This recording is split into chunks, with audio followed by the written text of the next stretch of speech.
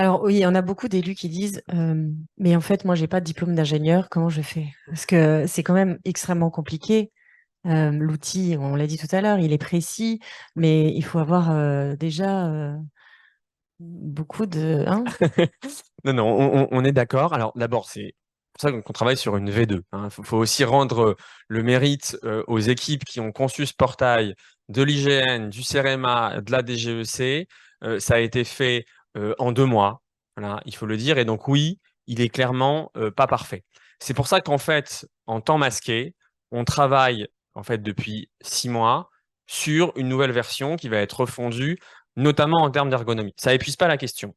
Je vais continuer. Mais quand même, ce que vous avez là est évidemment pas ce dont on rêvait et ce qu'on voulait faire à terme. Simplement, on avait 4 semaines. Voilà.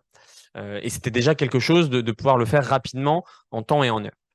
Et donc ça va quand même un petit peu améliorer la donne.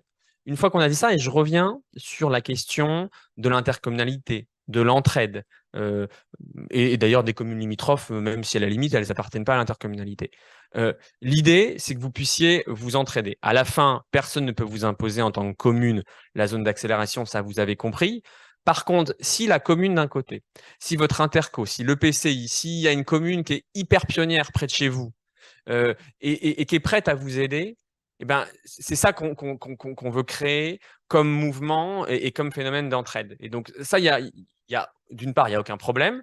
Je l'ai dit tout à l'heure, la nouvelle version du portail va aider à ça.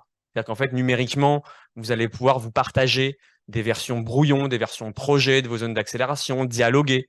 Hein. Et puis, on vous fait confiance. Hein. On sait que vous n'avez pas attendu un espace numérique et un portail pour pouvoir vous parler, mais on pense que ça peut être utile.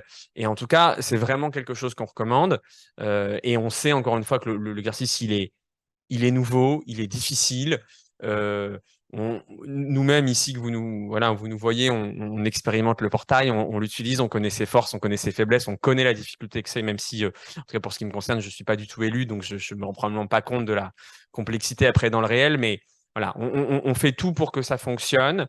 Les outils vont être améliorés en continu, même au-delà de cette V2, il y aura une V3, etc. Et n'hésitez pas à vous appuyer sur les élus autour de vous, ou d'ailleurs loin de vous. Hein. C'est aussi l'espace d'entraide numérique, il est là pour ça.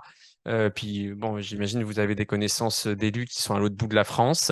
Eh ben, demandez leurs conseils, demandez leurs conseils. Ce que je voulais rajouter sur cette question justement on est en train d'expérimenter une forme de coaching. C'est-à-dire, on ne fait pas à la place d'eux, mais on se met à la disposition, alors plutôt à l'échelle PCI, hein, parce qu'on ne pourra pas faire un coaching individuel de 35 000 communes, mais plutôt à l'échelle PCI. Donc, un véritable accompagnement totalement personnalisé sans que ce soit une sous-traitance entière, donc qui peut répondre à la demande précisément de comment je fais, j'aborde le portail, c'est compliqué, etc. Quelque chose de très personnalisé.